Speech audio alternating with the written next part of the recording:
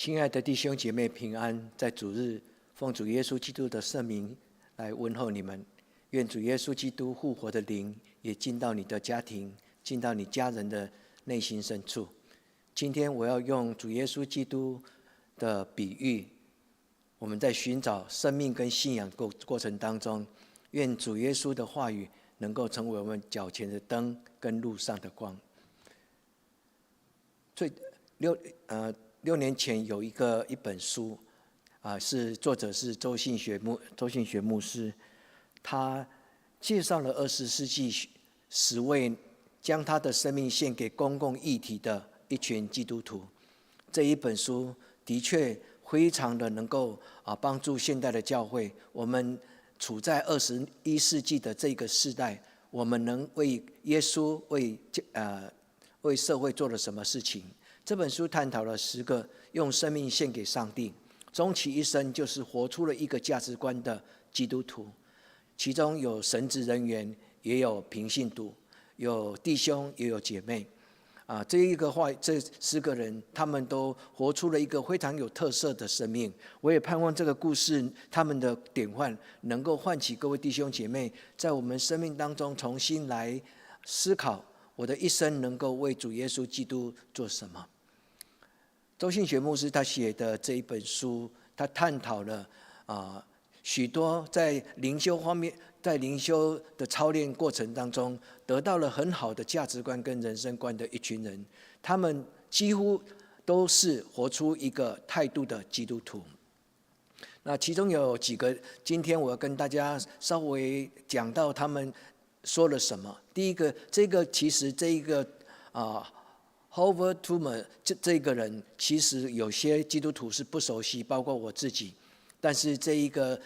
黑人的领导教牧领导者，他是一个非常有灵命更新，而且真的就用信仰来改造他自己所热爱的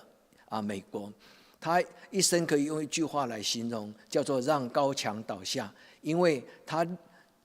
一生在努力的就是让美国这个社会不再成为一种因为种族而造成的隔离，造成的疏离。所以这一个黑人牧师终其一生帮助美国的社会，有很重要的用信仰来改造美国的现代。其中受他影响的一个人，大家可能都熟悉，叫做 Martin Luther King。所以这个 Howard 这一个牧师，其实深深的影响到当代他身边的许多牧者跟黑人的领袖。愿主耶稣基督让我们也活出一种态度，一个宣告。因为这句话就是霍华牧师他自己的内心的价值观。他也曾经在一个神学院的毕业典礼当中用这一句话来勉励许多的神职人员跟神学院的毕业生。他跟他们说，我们必须要活出一种态度，人生其实就是态度。我们的态度如果正确，我们的生命就能够展现出来一种价值观。所以我们的生命也是一种信仰的告白。所以勉励这群孩子的时候，他谈到了宣告与信念。那回到这10个人当中的第一个人，这一个人叫做法兰克罗北克。这个人法兰克罗北克这一个人其实是一个平信徒，他终其一生来为文盲做努力。因为他知道文盲就是一种隔绝，所以他盼望能够推动识字运动，就是认识文字，因为认识文字其实本身就是一种生命力量的改造。他除了做了这个非常感人的这种社会运动之外，其实他有一种非常强烈的灵修基督徒应该学习的灵修特质。所以周牧师就称呼这个人是每1分钟都与上帝同在的。各位弟兄姐妹，这也是我今天跟大家分享，我们是否愿意为自己生命来负责任跟采取行动。我个人认为，如果一个基督徒真的与神同行，他能够翻转这个世界。另外一个姐妹的故事也深深的感动我。这个姐妹最重要就是在美国推动了工人福音的一个非常重要的福音推手。虽然他不是一个神职人员，但是他终其一生在美国通过他自己的信仰，因为在他年轻在寻找生命方向的时候，神用几个典范人物的生命唤起了这一个姐妹实践耶稣基督的教导，就是爱神跟爱人如己这个教导。所以周牧师就称他为行走爱的双脚，意思在他的双脚上来实现、来贡献的就是尽心尽性、尽力尽意的爱主你的上帝。第二个就是爱人如己，爱你的邻舍如同自己。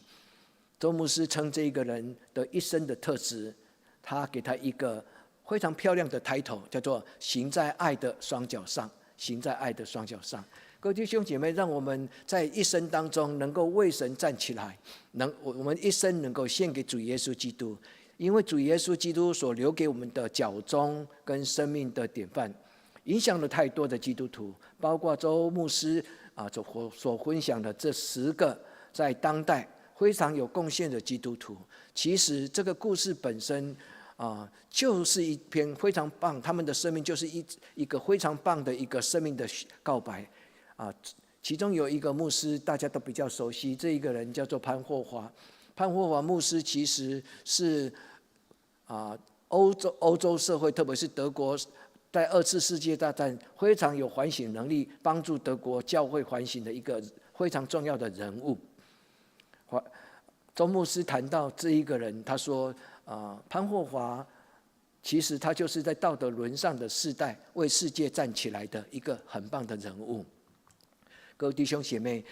愿主耶稣基督通过你身边的许多属灵典范的人物，不只是通过这本书，通过我们身边许多真的为耶稣基督而活的基督徒，让我们的生命也能够效法耶稣基督，如同效法这些典范人物。所以在今天的主日，我为大家提出一个对我们生命有帮助的祷告。我们问自己，我做了一个基督徒，我能够为神的世界做什么事情呢？我已经是一个基督徒，我能够为这个世代跟这个社会做什么事情呢？第一个，我们要改造这个世界，改造这个国家的时候，最重要的就是我们的动机跟我们的依靠，我们的立足点是什么？所以我们必须问我们自己，我是不是愿意成为一个被神所用的器皿？我是不是愿意用真理活出一句话，就是活出圣经里面圣灵带给我的一个深深的感动？这一句话可能就会改造我们的生命，而且是给我们一个真正的一个标杆，让我们迈向这个标杆来活出自己的生命。如果我们心中有这种感动，我们愿意成为主耶稣基督所差遣的仆人，我们必须在耶稣基督的面前来领受他的差遣，并摆上我们自己的决志。我们愿意为耶稣基督付出多少的努力？我们愿意为耶稣基督付出多大的代价？这是今天我们共同的祷告。也盼望我们听到圣经的信息之后，各位弟兄姐妹，我们能够从心灵里面，如同刚刚所讲的一个典范人物，他一生他就是为了神，活出了一个为主而活的态度。活出生命的态度是非常的重要，而且看能够让我们成为一个信仰的一个记号。今天我带给教会跟众弟兄姐妹的经文有3段，第一段是记载在箴言第8章第17节到21节。在这个地方所罗门说智慧能够带给人生命的改变，其实他真正的信仰的隐喻，后来在圣经的这一句话的定义，就是一个人神将这种智慧属灵的态度跟生命的标杆，就是给放在人的心里面。等一下我们会读到这一句话。那第2段我要用主耶稣基督在马太福音第13章的比喻，跟各位弟兄姐妹来探讨我们一生的投资，我们的一生能够为什么而活？我们的一生是不是在寻找有价值的生命？是的，我们的生命必须要很认真、很敬虔，而且能够在神的面前完全的为主而活的人，我们才找得到我们内心当中最有价值的事情。那这两段经文的互补，这两段经文的互相的搅动，我要回到生命记做结束，因为生命记它所探讨的就是一个人工作的态度。刚刚我们说活着就是一种态度，活出一种态度。有时候我们深深的感动耶稣基督所教给我们的爱邻舍如同爱自己，这一句话就可能让我们一辈子活着就是爱。各位弟兄姐妹，生命记谈到了一个生命的态度，叫做尽心尽性。尽心尽性，来到了耶稣的教导当中，耶稣基督讲的更整全，尽心尽性尽力尽意。他整个的意思就是呼唤基督徒能够真的成为一个全人，我们的生命的身心灵都是献给了我们的上主耶和华。各位弟兄姐妹，首先我们来一起领受箴言的第8章第17节到21节。箴言第8章第17节这么样告诉我们：凡是爱我的人，我也爱他。这是天父对孩子讲话的事情。我为爱我的人所预备的，我为爱我的人预备一份很宝贵的生命。所以保罗就用神为爱他的人所预备，是超过所求所想，眼睛未曾看，耳朵未曾听。箴言第8章第17节，上主的话语如此说，他说：恳切寻找我的人，必寻得见。我们认真的寻求神，神就将他自己的荣耀向我们展现。我们认真的追求我们生命的价值，神就将他极有价值的宝贵的生命献给我们。上帝谈到的宝贵的生命有几件，很简单，在第18节谈到丰富尊荣、恒久的财、公义。其实这几句话是代表一种满足的人生，也是代表一种生命的价值跟权柄。各位弟兄姐妹，我们接下去来读第19节到20节。所罗门说，上主所赐给人的生命果实，要远远胜过黄金跟银子。他谈到了基督徒与神同行的时候，当圣灵来带领我们的生命，我们的生命会结出一种这个世界上不配拥有，在这世界上是没有那么能够荣耀神的那种美丽的生命。所以神通过所罗门给我们这几句话，最后上帝自己说：我就必带领你们走在公义的道路上，我必将我所有一切尊贵的态度跟尊贵的生命的特质，包含品格、道德跟思想，都赐给我们。所以神说，我要将所有的一切来赐给爱我的人，我要将这一切的权柄智慧来放在他们的府库。在这个地方谈到的是家庭的保险箱跟家庭的存折，其实不是。他在这里谈的这个库房，其实是一生的果实所结的果实。各位弟兄姐妹，如果我们了解这句话的应许，我们就会跟神求说：主啊，让我的空虚的心灵能够成为神你丰盛充满的地方，能够成为你圣洁临在的地方。各位弟兄姐妹，我们来到了诗篇马太福音第13章第4节，这是耶稣基督众比喻当中其中的一个。这个地方他谈到了3个生命的主题，第一个叫做寻求，第二个是买卖，就是投资，第3个他所谈到的就是生命的改变。我们为了一个昂贵的东西，我们愿意放下这个没有价值的生命，我们放下了生命上的所有一切，来追求这个最高的价值。我们的这个整个过程就是一个生命跟价值观的改变。各位弟兄姐妹，耶稣如此说，有一个商人，他看到了一颗很宝贵的，不论是钻石或者珍珠，他看见一个很漂亮很有价值的东西，他就用他所有的能力来跟他的对方交换。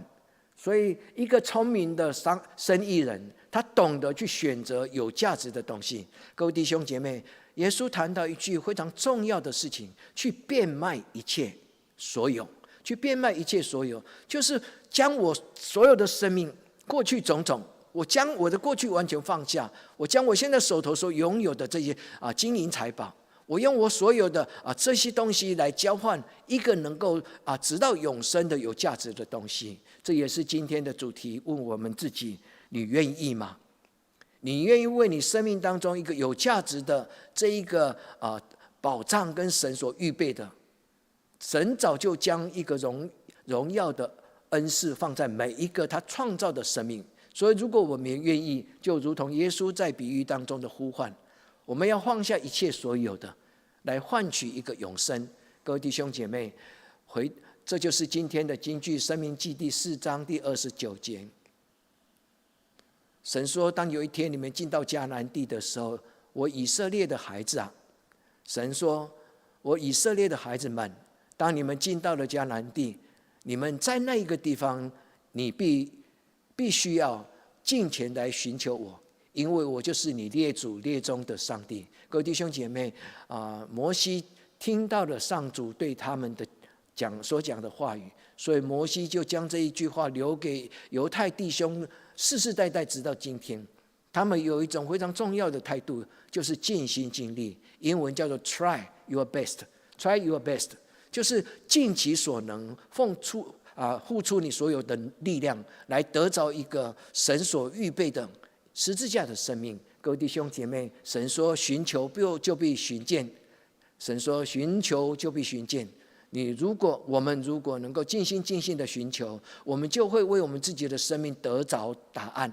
因为上帝垂听我们的祷告。所以今天的话语到底对我们讲了什么样的圣经的信息呢？盼望圣灵亲自与你同在，让这些经文自己讲话，不只是如同牧师对你们讲话，是圣灵亲自将神的话语来讲给我们听。在这3段的经文当中，我们应该在我们灵修的旅程过程当中来做3件反省。第一个，我一生到底想要得着什么？我的生命旅途，我到底能够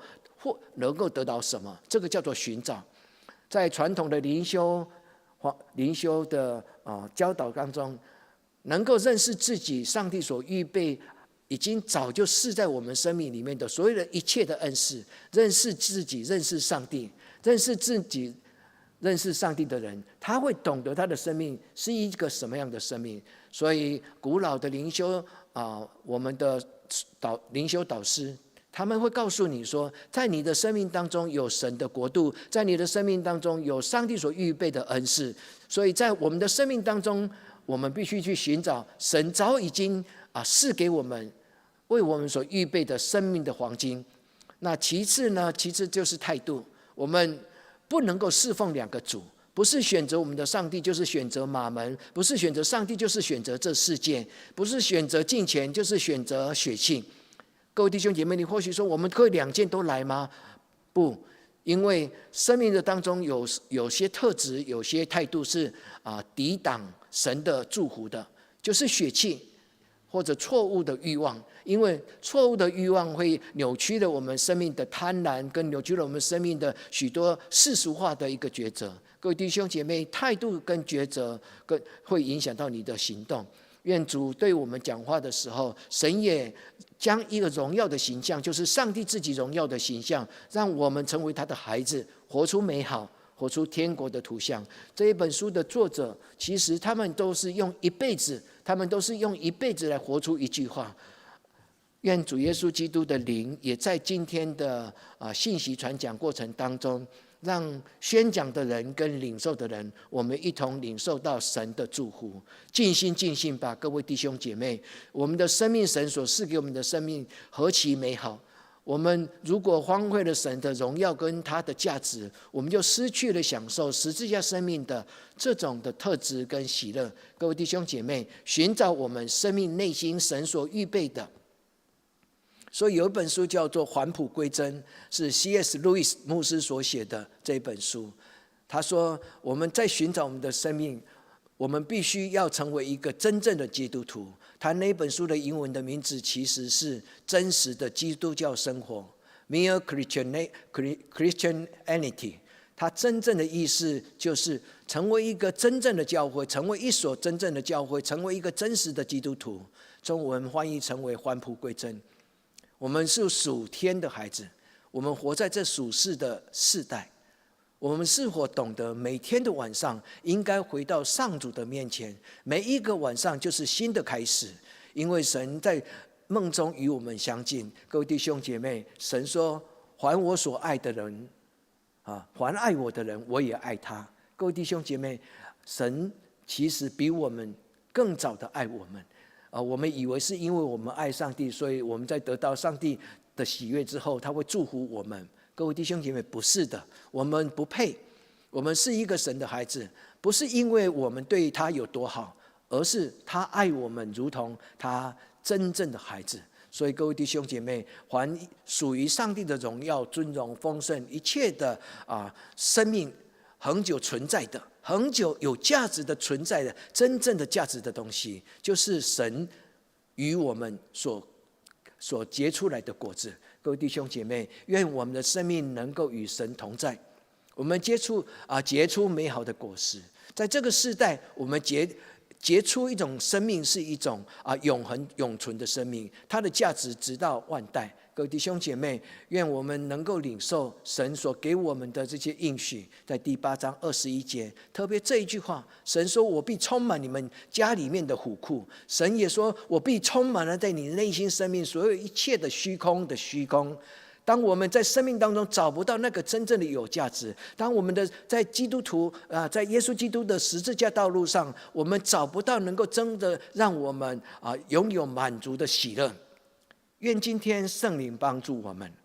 我们生命的虎库能够让我们成为满足喜乐的人。愿神加添给我们属灵的力量，恩上加恩，力上加力。回到刚刚我们所谈的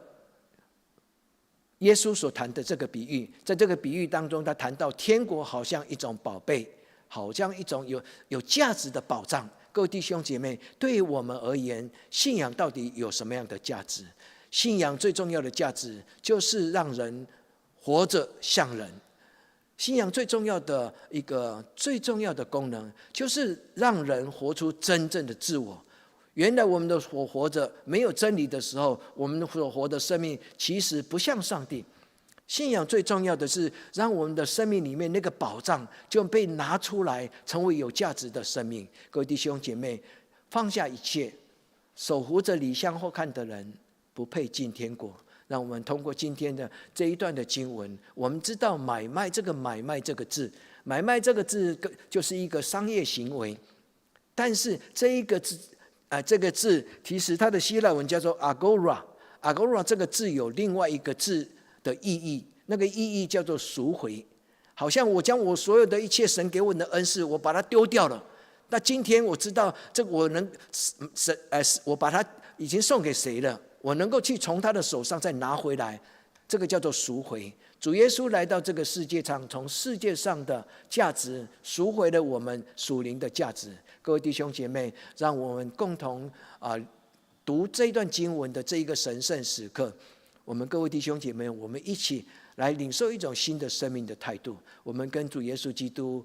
委身跟决志，告诉他说：“主，我愿意为你而活，我愿意活出天国的生命。”各位弟兄姐妹，不要轻视这个邀请，不要看轻这个邀请，因为神邀请我们成为他的使徒，最重要不是他的国度有什么缺乏。神差遣我们去活出天国的生命，最重要的不是在上帝的天堂有什么样的缺乏，需要我们去得着回来供奉他，不是，反而是让我们来经历到天国的权柄。各位弟兄姐妹，愿我们的生命为耶稣基督而活。所以愿圣灵将天国的价值观，愿圣灵将这个天国的价值观就安放在各位弟兄姐妹你的智慧、你的心思意念跟你的手上的选择，让我们的生命真的能够抓住真正有价值的东西。我们也打开我们的心房，跟主说：主，我将我的心房向你敞开，愿你的一切荣耀、国度、权柄进到我的生命当中，进到我的心房，进到我的虎库。各位弟兄姐妹，所以今天有2个邀请大家的祷告。第一个祷告，你为上帝，在上帝的面前问创造我们生命的上帝，你问他说：主啊，你在我的生命有什么样的计划吗？将我们的一生交在神的手上，让神掌权，让神为你的生命掌权。你的生命绝对是一个生命的震撼性的一个新的开始。愿我们在神的面前成为一个有行动力的人。我们要愿意为这个使命而付出我们的努力。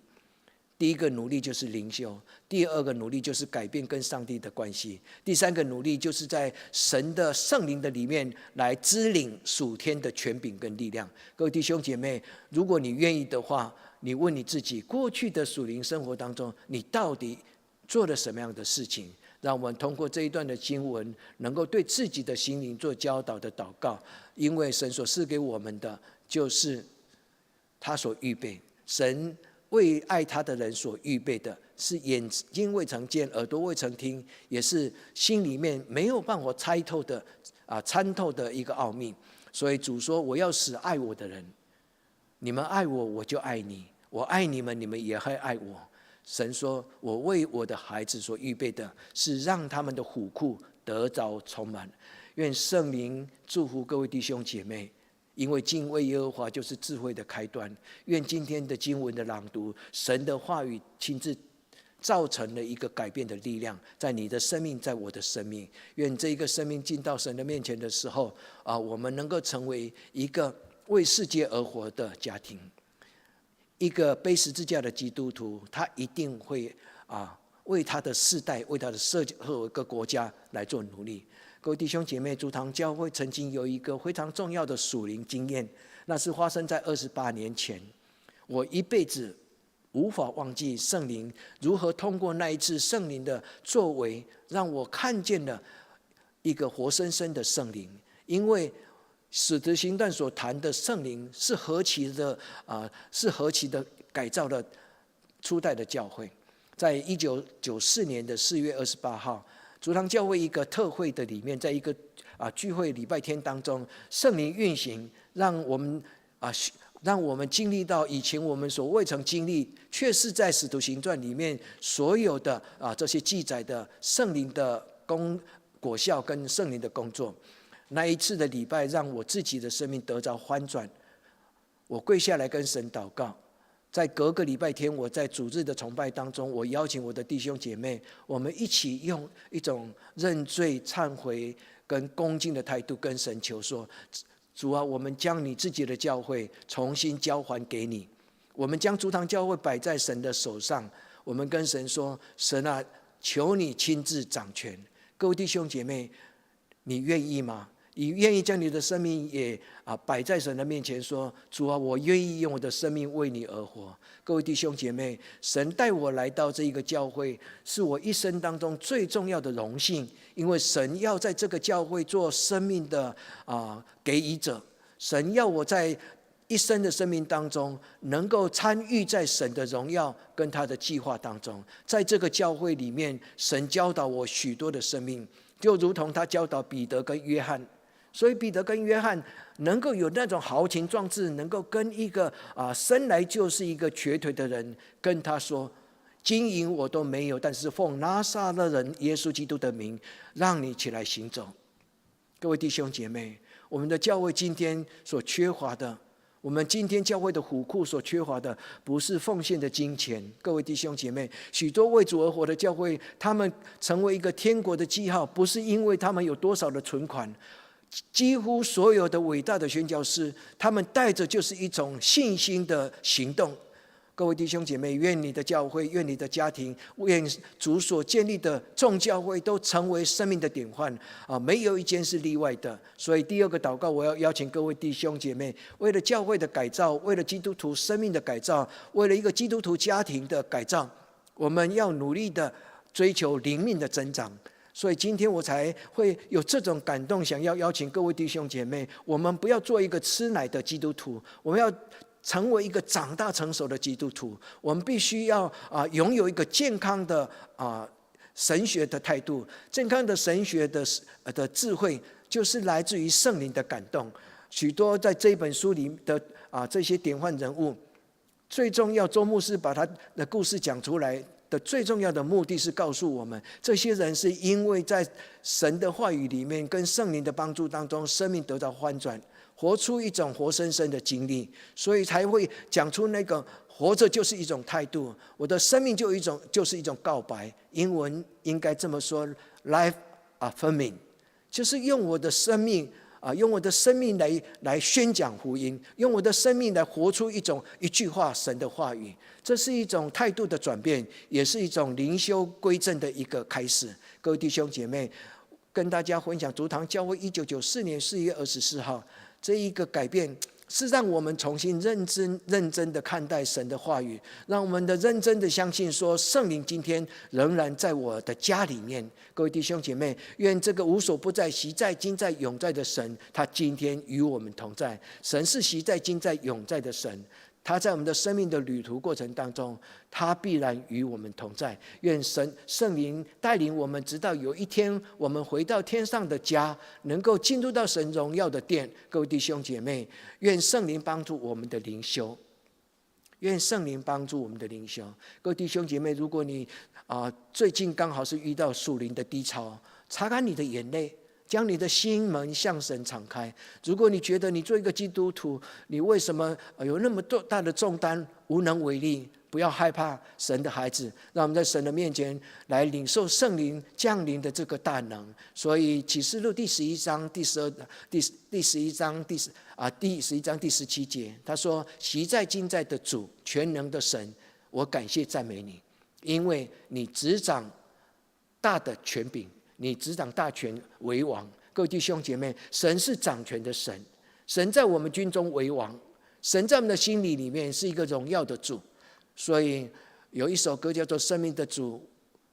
愿你做王》，非常漂亮、非常感动人的圣诗。愿我们在神的面前聆听到这个经文的时候，我们也跟那个诗人一样，我们告白我们的生命说：生命之主，愿你在我生命当中做王，愿你的圣灵帮助我，让别人在我的身上看到你。各位弟兄姐妹，让我们的生命展现出来神的荣耀，让别人在我们所有的一切亲友、亲人、朋友，让他们在我们的身上看到了上帝自己。这是基督徒被拣选，也是基督徒重生的最重要的使命啊！最后，我要用这一个人莫特曼这个牧师。莫特曼牧师，他是在第20世纪非常有影响力的神学导师。这一个人的话语不容易了解，但是其中在他早期有一种最重要的教导，在全世界他是大概是执牛耳的一个人。在早期在谈一个神学的思考，一个思想，神学的思想叫做盼望神学。盼望神学，这个人在年轻的时候，他鼓舞了许多的人。他知道上帝不是高高在上的上帝，所以他常跟他的学生说，耶和华不是一个高高坐在天上的上帝，宝座上的上帝而已。我的耶和华是跟耶稣一样，行走在旷野，走在我的前面。我的上帝是在前面等候我，他已经为我预备宴席，他已经为我预备生命的计划。摩特曼牧师谈到了，就是信望爱里面的望，盼望的神学。最近通过周牧师这本书，我读到了他最年老的时候，他的生命的精华。他谈到了一个神学，他早期所谈的，他又丰富的重新改写他以前所没有讲到的一部分，所以他将这个生命他称之为神秘的神学。神秘的神学，他所谈的神秘的神学，不是在谈这种超自然的能力，他在谈的这种神秘的神学，是谈一个瞎眼的人看见了荣耀的上主。他谈的神秘的神学是非常的棒的，他让我们知道说，我们所追求的大能大力到底是什么。他谈到说，只有一个人愿意进到内心深处，神会在他的生命提高他生命的高度。一个人的高度是来自于经验，他说经验带出来了一种智慧。神在我们的生活当中时时刻刻同在的时候，圣灵会在我们的生命的情境当中来赐给我们新的亮光、新的觉醒，这个叫做神学。各位弟兄姐妹，让我们在今天的经文当中回到我们自己的内心，你愿意吗？各位弟兄姐妹，我们能够在通过这个直播的讲台，我知道我们就是神的孩子，不论你是谁，我们都是神国度共同的孩子。愿我们今天在神的面前聆听这一段话语的时候，我们跟圣灵呼求说：亲爱的圣灵，我需要你，亲爱的圣灵，我奉主耶稣基督的圣名邀请你来掌管我的生命。我将我的生命交给这个三位一体的上帝，愿你带领我直到世界的尽头。感谢赞美主，让我们同心来祷告。生命的主，愿你作王。我们在你的面前，我们献上我自己的祷告。亲爱的天父上帝，愿我们今天重新在你的面前有交托，有顺服。愿你使用我们每一个基督徒，每一间的教会，如此祷告，奉耶稣基督的圣名求，阿们。